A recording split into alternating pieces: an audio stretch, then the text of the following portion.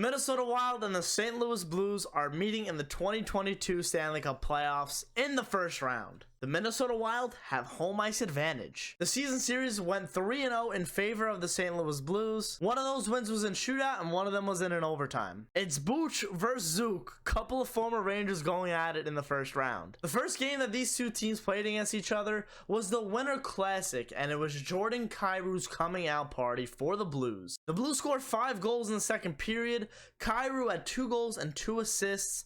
The final score was 6-4 Blues at the Winter Classic in Minnesota. The second meeting was on April 8th. The Minnesota Wild had a 3-1 lead in the third period, and the Blues came all the way back and won it in overtime in St. Louis. Their third and final meeting of the regular season was on April 16th. The Blues were up 4-1 and 5-3 in the third period.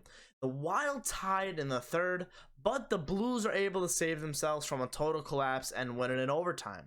Now, what do these games tell us? They usually tell us nothing, but I do think you have to take that you're never out of it if you're both of these teams, and you're never out of it, especially if you're the St. Louis Blues, who's one of the best comeback teams in the NHL. Now, the Blues have the playoff experience. Most of their core is still here from that 2019 Stanley Cup. They also added at the deadline with Nick Leddy, who's obviously a playoff guy. My big thing for the Blues and a lot of the teams in the playoffs, who's your starting goalie? I think for St. Louis, it's going to end up being Ville Husso, and for Minnesota, Cam Talbot. Let's look at the Minnesota Wild for a second. They had their best season ever. Kirill Kaprizov smashing franchise records.